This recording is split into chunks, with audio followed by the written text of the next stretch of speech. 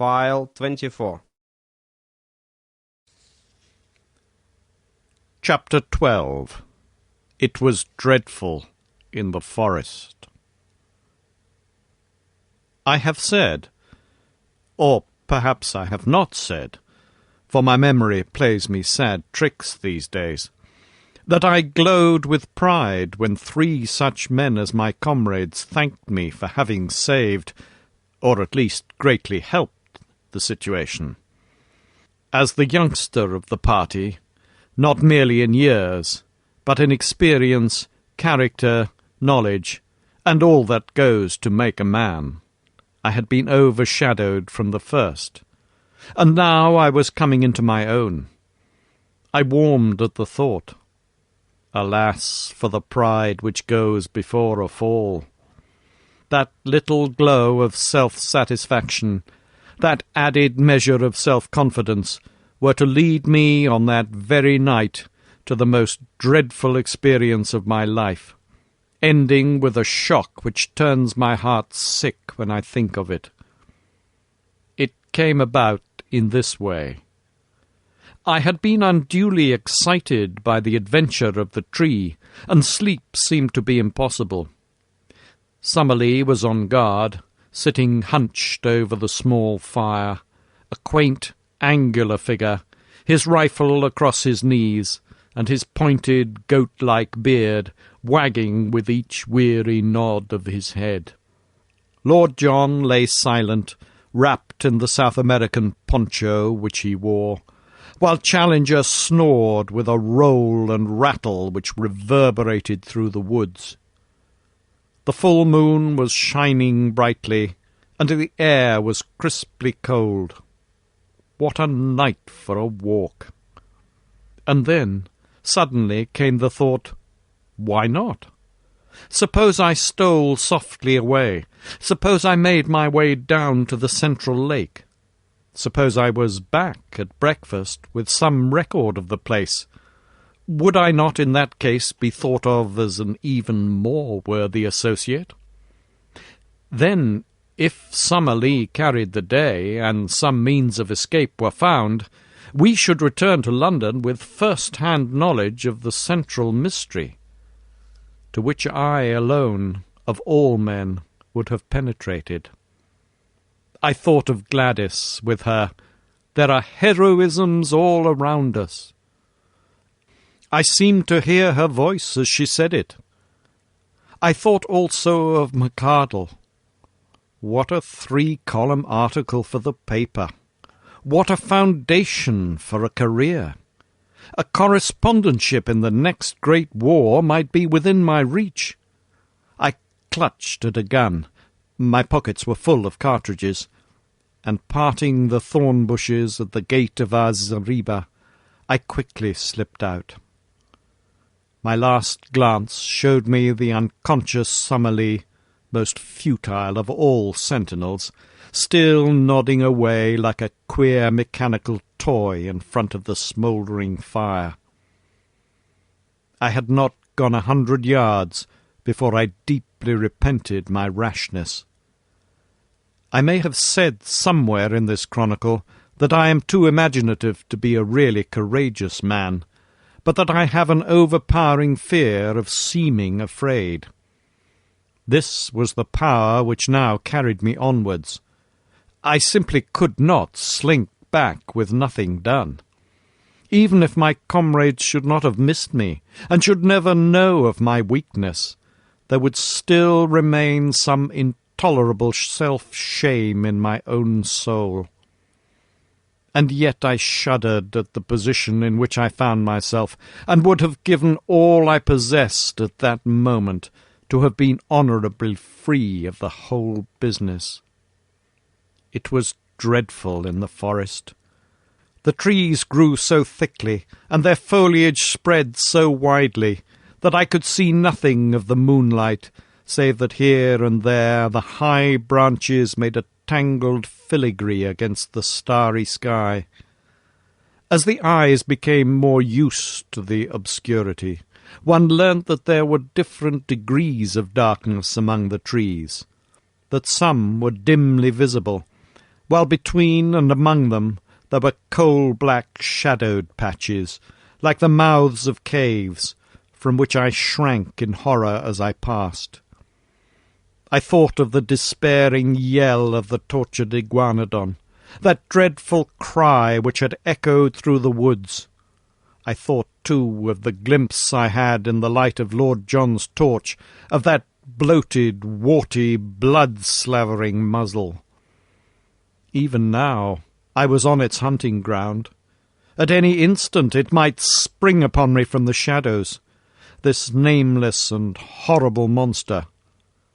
I stopped, and picking a cartridge from my pocket, I opened the breech of my gun.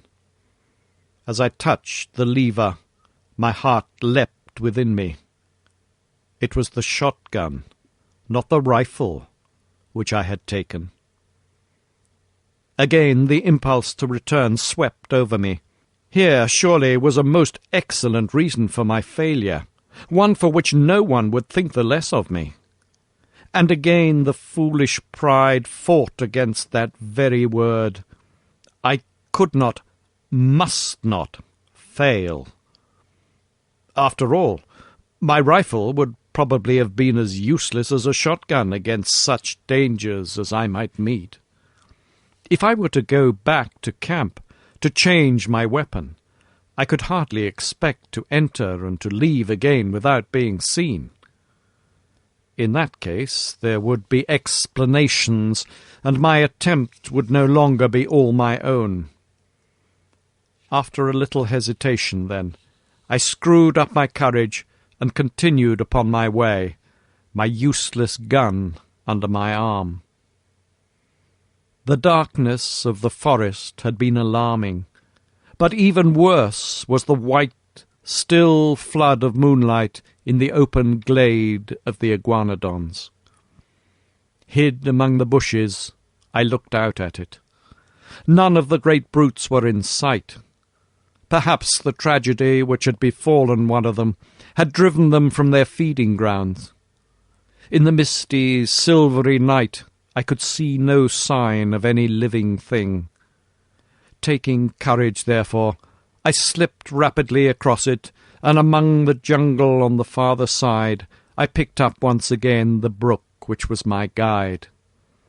It was a cheery companion, gurgling and chuckling as it ran, like the dear old trout stream in the West Country where I have fished at night in my boyhood.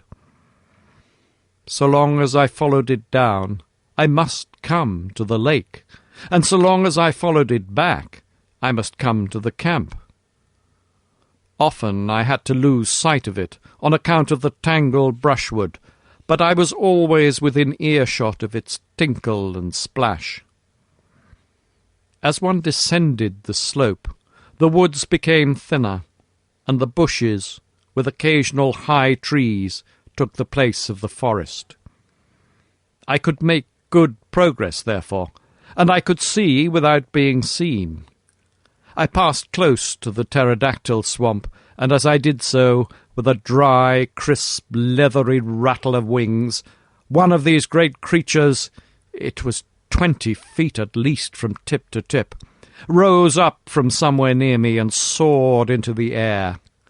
As it passed across the face of the moon, the light shone clearly through the membranous wings, and it looked like a flying skeleton against the white tropical radiance. I crouched low among the bushes, for I knew from past experience that with a single cry the creature could bring 100 of its loathsome mates about my ears. It was not until it had settled again that I dared to steal onwards upon my journey. The night had been exceedingly still, but as I advanced I became conscious of a low, rumbling sound, a continuous murmur somewhere in front of me. This grew louder as I proceeded, until at last it was clearly quite close to me. When I stood still, the sound was constant, so that it seemed to come from some stationary cause. It was like a boiling kettle, or the bubbling of some great pot.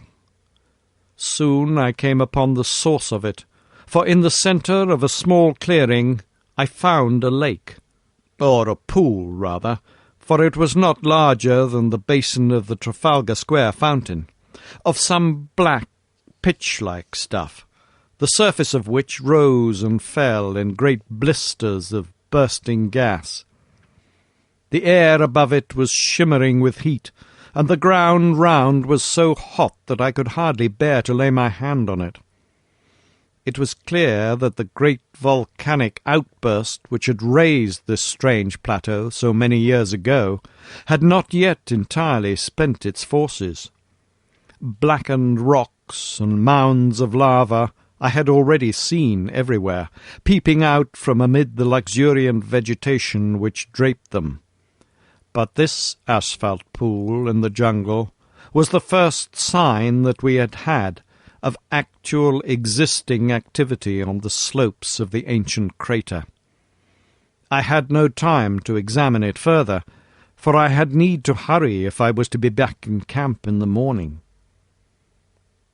It was a fearsome walk, and one which will be with me so long as memory holds. In the great moonlit clearings I slunk among the shadows in the margin. In the jungle I crept forward, stopping with a beating heart whenever I heard, as I often did, the crash of breaking branches as some wild beast went past. Now and then great shadows loomed up for an instant and were gone, great silent shadows which seemed to prowl upon padded feet. How often I stopped with the intention of returning, and yet every time my pride conquered my fear, and sent me on again until my object should be attained. At last, my watch showed that it was 1 in the morning.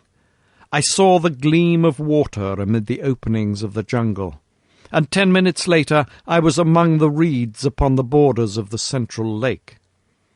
I was exceedingly dry, so I lay down and took a long draught of its waters, which were fresh and cold.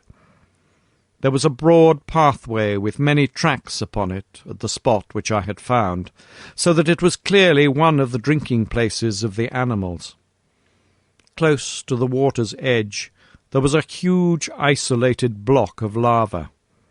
Up this I climbed, and lying on the top I had an excellent view in every direction.